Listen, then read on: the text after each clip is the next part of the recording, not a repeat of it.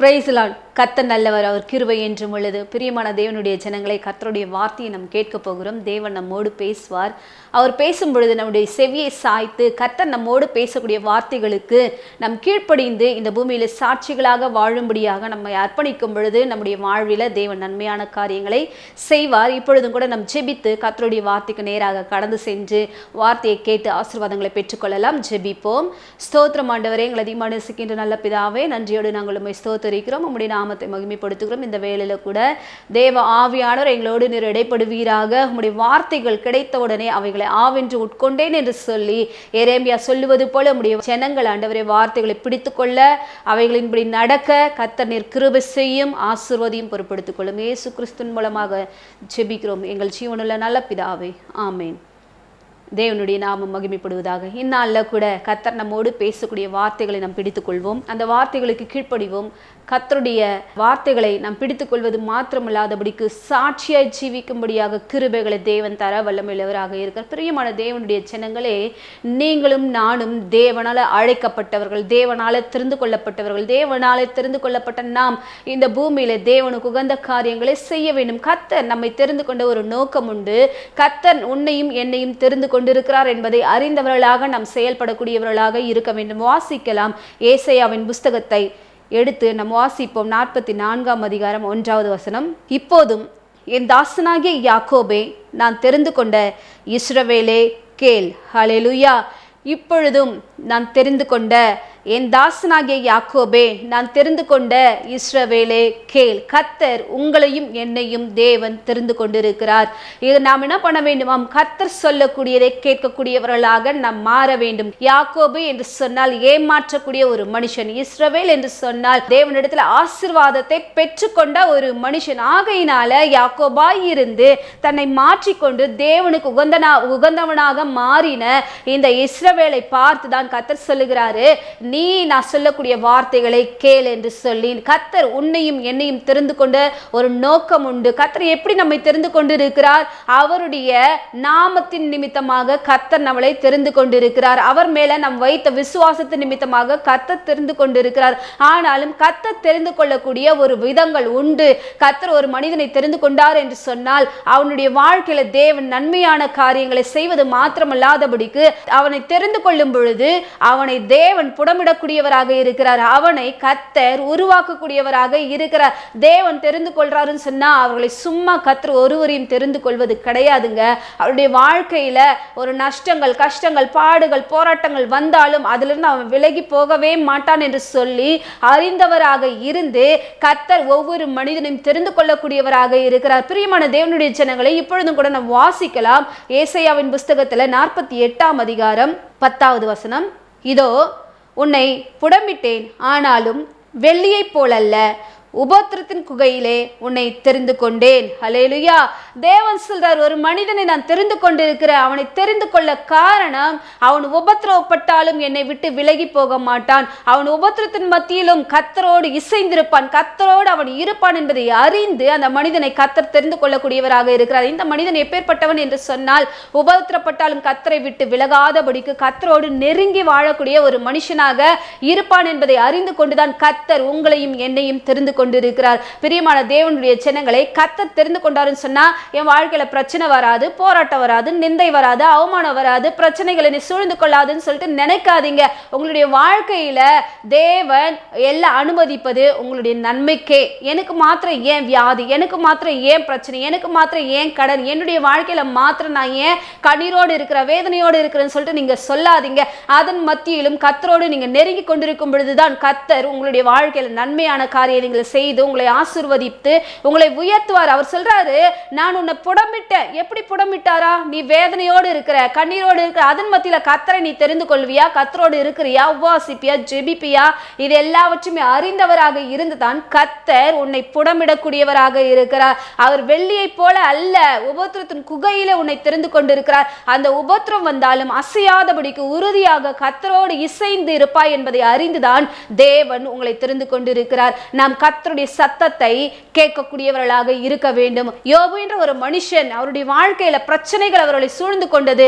அவரை சூழ்ந்து கொள்ளுகிற வேளையிலும் அவர் கர்த்தரை விட்டு விலகாதபடிக்கு, விசுவாச குறைவுகளோடு அவர் இராதபடிக்கு விசுவாச வார்த்தை அவர் அறிக்கையிட்டு, என் வாழ்க்கையில நான் எல்லாத்தையும் இழந்துட்டேன், மனைவி சொல்றா நீ என்ன பண்ணி எல்லாவற்றையுமே இழந்துட்ட பிறகும் இன்னும் கர்த்தரை ஏன் உத்தமமாய் பின்பற்றி கொண்டிருக்கிற, தேவனை தூஷித்து ஜீவனை விடு என்று சொன்னாலும் அவர் சொல்றார், தேவனிடத்தில் நன்மை பெற்ற நாம் தீமையை பெறாதிருப்பது எப்படி என்று சொல்லி கர்த்தரை ஒரு நாளும் அவர் நிந்திக்கவே இல்லை, ஒரு நாளும் அவர் இருதயத்துல அவர் அவமதிக்கவே இல்லை. அவரோ தேவனை மகிமைப்படுத்தக்கூடிய ஒரு மனுஷனாக இருந்தார். இந்த யோபு எவ்வளவு பிரச்சனை வந்துச்சு, அதன் மத்தியிலும் கர்த்தர் அவரை தெரிந்து கொண்டார். ஹல்லேலூயா. அவரை நல்ல செல்வமாய் வாழும்படியாக கர்த்தர் தெரிந்து கொண்டார். அவர் செல்வமாய் வாழ்ந்தாரு, எல்லாவற்றையுமே அனுபவித்தார், ஐஸ்வர்ய சம்பன்னராக இருந்தார். ஆடு மாடு ஒட்டகங்கள் கழுதைகள் வேலைக்காரர்கள் வேலைக்காரிகள் எல்லாமே இருந்தது. இருந்தாலும் அப்பொழுதும் கர்த்தரை அவர் என்ன பண்றாருன்னா துதிக்கக்கூடிய ஒரு மனுஷன், அப்பொழுதும் தேவனை மகிமைப்படுத்தக்கூடிய ஒரு மனுஷன். எல்லாவற்றுமே இழந்துட்டாருங்க. இருந்த சொத்து பத்து மனைவி பிள்ளைங்க எல்லாமே போயிடுச்சு. ஆனாலும் அவர் கர்த்தரை உறுதியாய் பற்றி கொண்டார். அதான் வசனம் அழகாக சொல்லுகிறது, இதோ நான் உன்னை புடமிட்டேன், ஆனாலும் வெள்ளியை போல அல்ல, உபத்திரத்தின் குகையிலே நான் உன்னை தெரிந்து கொண்டேன் என்று சொல்றாரு.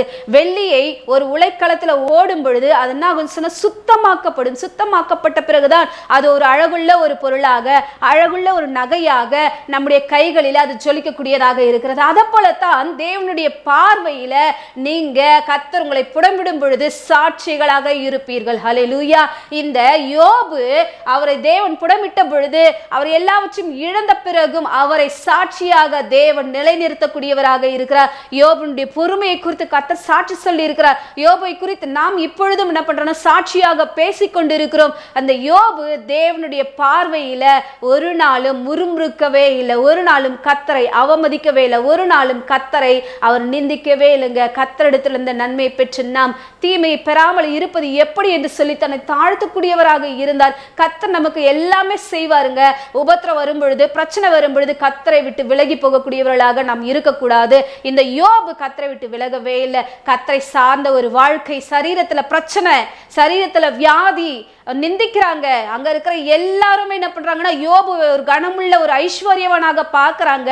இந்த யோபுவை பார்க்கும் பொழுது அங்க இருக்கிற பெரியோர் சிறியோர் எல்லாருமே எழுந்து நின்று அவருக்கு கனத்தை கொடுக்கக்கூடியவங்க. ஆனாலும் அவருடைய கனத்தை இழந்தாலும் அவருடைய மேன்மை இழந்தாலும் கர்த்தரை அவர் ஒரு நாளும் விட்டு விலகவே இல்லை. கர்த்தர் அந்த மனிதனை தெரிந்து கொண்டார். ஹல்லேலூயா. அந்த மனிதனை கர்த்தர் சாட்சியாக வைத்திருக்கிறார். அவரை புடமிட்டாருங்க. வெள்ளியை போல அல்ல, உபத்திரத்தின் குகையில உபத்திரம் வருது, பாடுகள் வருது, பிரச்சனைகள் வருது. கர்த்தரை விட்டு விலகி போகாதீங்க. இந்த பூமியில கர்த்தர் உங்களை சாட்சியாக நிலைநிறுத்துவார். நீங்க இருக்கிற இடத்துல கர்த்தர் உங்களை சாட்சியாக நிலைநிறுத்துவார். உங்களுடைய குடும்பங்களின் மத்தியில உங்களை கர்த்தர் சாட்சியாக நிலைநிறுத்துவார். உபத்திரம் வரும் பொழுது சோர்ந்து போகாதீங்க. கர்த்தருடைய வார்த்தைகளை பிடித்துக் கொள்ளுங்க. கர்த்தரோடு நெருங்குங்க. அப்படி நெருங்கும் பொழுதுதான் தேவன் உங்களோடு இருப்பதை மற்றவர்கள் பார்ப்பார்கள்.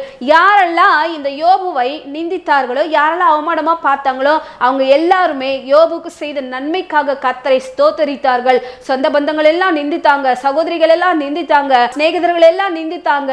ஆனாலும் திரும்பவும் வந்து கர்த்தர் செய்த நன்மைக்கு அவங்க சாட்சி சொல்லக்கூடியவர்களாக யோபுனுடைய புஸ்தகத்தில் 42ஆம் அதிகாரத்தில் அவர்கள் வந்து கர்த்தரை மகிமைப்படுத்தக்கூடியவர்களாக இருந்தார்கள். இந்த வேளையில கூட நீங்க ஒரு பிரச்சனை வருதுன்னு சொன்னா, கடனோடு இருக்கிறீங்களா, வியாதியோடு இருக்கிறீங்களா, போராட்டத்தின் மத்தியில வாழ்ந்து கொண்டு இருக்கிறீங்களா, கைவிடப்பட்ட ஒரு நிலைமையில இருக்கிறீங்களா, எனக்கு மாத்திரம் ஏன் பாடுகள் என்று சொல்லி நீங்க அப்படி சொல்லாதபடிக்கு அதன் மத்தியிலும் கர்த்தரை நீங்க உறுதியாய் பற்றி கொண்டீர்கள் என்று சொன்னால் உங்களை தேவன் உயர்த்துவது நிச்சயம். இந்த யோபுவை உயர்த்தி வைத்தார் என்று சொன்னால் உங்களையும் கர்த்தர் உயர்த்துவார். உபத்திரப்படும் பொழுது அதை ஒரு அற்பமாய் எண்ணிக்கொள்ளாதீங்க. தேவன் சொல்றாரு, உபத்திரப்பட்டு உன்னுடைய உபத்திரவத்தை நான் அற்பமாய் பார்க்காமலும் அருவருக்காமலும் அவனுடைய முகத்தை நான் என்ன பண்ண மாட்டேன், நான் என்ன பண்ண வெறுக்க மாட்டேன், அவனை அற்பமாய் எண்ணிக்கொள்ள மாட்டேன், என்னுடைய முகத்தை அவனுக்கு மறைக்காதபடிக்கு அவனுக்கு நான் நன்மை செய்வேன் என்று சொல்லி தேவன் சொல்லுகிற. பிரியமானவர்களே, உங்களுடைய உபத்திரவத்தை பார்த்து கர்த்தர் போகிற தேவன் கிடையாது. உங்களுடைய கடனை பார்த்துட்டு உங்களை விட்டுட்டு போற தேவன் கிடையாது. சொந்த பந்தங்கள் உங்களுக்கு உதவி செய்யாதபடிக்கு, பண உதவிகள் செய்யாதபடிக்கு, கடனோடு வாழ்ந்தீங்கன்னு சொன்னா விட்டுட்டு போயிடுவாங்க.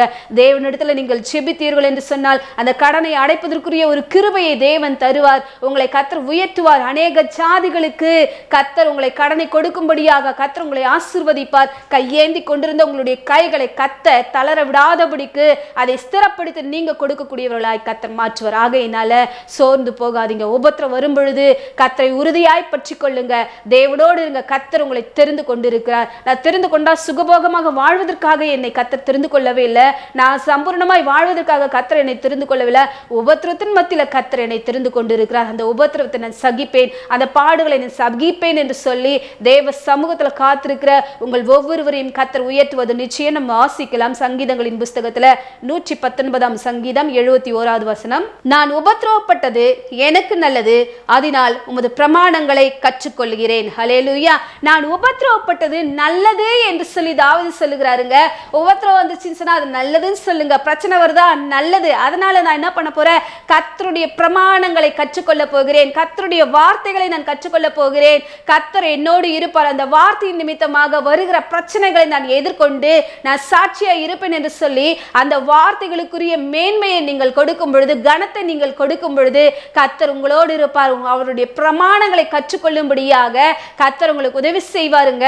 சத்தியத்தையும் அறிவீர்கள், சத்தியம் உங்களை விடுதலையாக்கும். ஒரு பிரச்சனையிலிருந்து நீங்க வெளியே வரணும்னு சொன்னா அந்த வார்த்தைகளை நீங்க அறிந்து கொண்டால் மாத்திரம்தான் அந்த பிரச்சனையிலிருந்து வெளியே வர முடியும். உபத்திரவப்பட்டது எனக்கு நல்லது, எனக்கு மற்றவங்களுக்கு யாருக்கு எப்படியோ எனக்கு நல்லது. ஏன் சொன்னா இது நிமித்தமாக கர்த்தருடைய பிரமாணங்களை நான் ஒவ்வொரு நாளும் கற்றுக்கொண்டு கற்றுக்கொண்டு கற்றுக்கொண்டு நீதியின் பாதையில் நடக்கும்படியாக இந்த வார்த்தைகளை எனக்கு உதவி செய்யக்கூடியதாக இருக்கிறது என்பதை அறிந்தவர்களாக நாம் செயல்பட வேண்டும். ஹல்லேலூயா. ஆகையினால பிரியமானவர்களே, இந்த பிரச்சனை வருதுன்னு சொன்னா, போராட்டம் வருதுன்னு சொன்னா, உபத்திரம் வருதுன்னு சொன்னா கர்த்தருடைய வார்த்தை நான் என்ன பண்ண போறேன், நான் கற்றுக்கொள்ள போகிறேன். கர்த்தருடைய வார்த்தைகளை ஒவ்வொரு நாளும் பிடித்து நடக்க போகிறேன் என்று சொல்லி தாவீது சொல்வது போல உபத்திரவப்பட்டது எனக்கு நல்லது, அதனாலும் அது பிரமாணங்களை கற்றுக்கொண்டேன் என்று சொல்லி அந்த பிரமாணம் தாங்க, அந்த வார்த்தை தாங்க உங்களுக்கு வழிகாட்டியா இருக்க போது. அந்த வார்த்தை தாங்க உங்களுக்கு நன்மை செய்யக்கூடியதாக இருக்கிறது. இந்த பிரமாணங்களை நீங்கள் கற்றுக்கொள்ள கற்றுக்கொள்ள கற்றுக்கொள்ள உபத்திரவப்பட்ட நீங்கள் பொன்னாக விளங்கும்படியாக கர்த்தர் உதவி செய்வார். நீங்க போகிற பாதைகளில் எல்லாம் கர்த்தர் உங்களோடு கூட இருப்பார். நம்ம வாசிக்கலாம் யோபுவின் புஸ்தகத்துல 23ஆம் அதிகாரம் 10வது வசனம், ஆனாலும் நான் போகும் வழியை அவர் அறிவார், அவர் என்னை சோதித்த பின்பு நான் பொன்னாக விலகுவேன். நான் போகக்கூடிய பாதை என்னது என்பதை கர்த்தர் அறிவாருங்க. நான் நீதியின் பாதையில் நடப்பதை தேவன் அறிவாருங்க. நான் சத்தியத்தின் பாதையில் நடப்பதை தேவன் அறிவாருங்க. எத்தனையோ பேர் என்னுடைய வாழ்க்கையை பார்த்து ஏளனமா பேசினாலும், என்னுடைய ஏழ்மை நிலைமையை பார்த்து, என்னுடைய தோற்றத்தை பார்த்து ஏளனமா பேசினாலும், நான் நீதியாய் நடப்பதை கர்த்தர் பார்த்து, என் உபத்திரவத்தை பார்த்து யாரெல்லாம் என்னை வெறுக்கிறார்களோ அவர்கள் மத்தியில கர்த்தர் என்னை பொன்னாய் விளங்கும்படியாக செய்வார். ஹல்லேலூயா. யோபுவை நிந்தித்த அந்த மனிதர்களுடைய எல்லாவித வார்த்தைகளும் தான் கர்த்தரை புகழக்கூடியதாக இருந்தது. இந்த நாள்ல கூட உங்களை யாரெல்லாம் அப்படி பார்க்கிறார்களோ அவர்களை தேவன் என்ன பண்ணுவாருன்னா சந்திப்பார். அவர்கள் மத்தியில உங்களை பொன்னாக விளங்கும்படியாக, சாட்சியாய் விளங்கும்படியாக தேவன் செய்யக்கூடியவராக இருக்கிறார். ஹல்லேலூயா. அவர் என்னை சோதித்த பின்பு நான் பொன்னாய் விளங்குவேன். நான் போகிற பாதை எல்லாவற்றுமே தேவன் அறிவார்.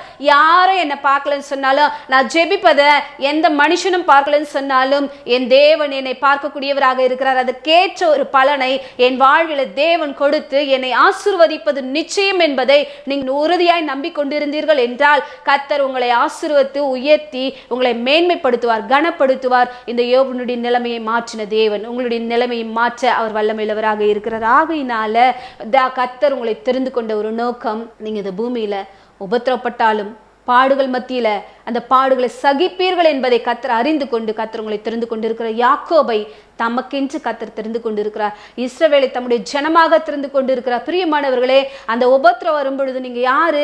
தேவனுக்கென்று தெரிந்து கொள்ளப்பட்டவர்கள், தேவனால அழைக்கப்பட்டவர்கள், தேவனால அபிஷேகம் பண்ணப்பட்டவர்கள், தேவனுடைய நாமத்தை தரித்து கொண்டவர்கள். ஆகையினால சோர்ந்து போகாதீங்க. கர்த்தர் எதனால உங்களை தெரிந்து கொண்டாருன்னு சொன்னா அவருடைய நாமம் உங்க மூலமாய் விளங்கும்படியாக கர்த்தர் தெரிந்து கொண்டிருக்கிறார். என் நிமித்தமாகவே நான் உன்னை தெரிந்து கொண்டேன்னு சொல்லிட்டு ஆண்டவர் சொல்றாருங்க. கர்த்தர் உங்களை சோதித்த பின்பு பின்பு பொன்னாக நீங்க விளங்குவீங்க. உங்களுடைய போராட்டங்கள் மத்தியில கர்த்தரை உறுதியாய் பற்றி கொள்ளுங்க. உங்களுடைய பிரச்சனைகள் மத்தியில கர்த்தரை உறுதியாய் பற்றி கொள்ளுங்க. அசையாமல் நிலைத்திருங்கள். கர்த்தர் உங்களோடு இருந்து பெரிய காரியத்தை செய்வர். ஆகையினால கர்த்தர் என்னை தெரிந்து கொண்ட நோக்கம் என் வாழ்வில் நிறைவேறட்டும் ஆண்டவரே என்று சொல்லி யாரெல்லாம் அர்ப்பணிக்கிறீர்களோ அவர்கள் எல்லாரையும் கர்த்தர் ஆசீர்வதிப்பார். இந்த வேளையில கூட நாம் செபிப்போம். ஸ்தோத்திரிக்கிறோம் ஆண்டவரே. எங்களை அதிகமாக நேசிக்கின்ற நல்ல பிதாவே, கேட்ட வார்த்தையின் மூலமாக ஆண்டவரே தேவ பிள்ளைகளை கர்த்தர் நீர் ஆசீர்வதிப்பீராக. ஆண்டவரே நீர் எங்களை தெரிந்து கொண்டிருக்கிறீங்கப்பா. உபத்திரத்தின் குகையில நீர் எங்களை தெரிந்து கொண்டிருக்கிறீங்க ஆண்டவரே. அப்பா ஆண்டவரே நீர் எங்களை புடமிட்ட பிறகு நாங்கள் பொன்னாக விளங்குவோம் ஆண்டவரே. எங்களுடைய வாழ்க்கையில் ஏற்படுகிற பாடுகள் பிரச்சனைகளை குறித்து நாங்கள் கலங்கி நிற்காதபடிக்கு யோபுவை போல ஆண்டவரை சாட்சியாய் இருப்போம் என்பதை ஆண்டவரே நாங்கள் அறிந்து கொண்டிருக்கிறோம். எங்கள் தகப்பன் நீர் எங்களோடு கூட இரும் ஆண்டவரே. உம்முடைய நாமத்தை உயர்த்துகிறோம், தாழ்த்தி ஒப்பு கொடுக்கிறோம். இயேசு கிறிஸ்து நாமத்தினால ஜெபிக்கிறோம் எங்கள் ஜீவனில் நல்ல பிதாவே, ஆமென்.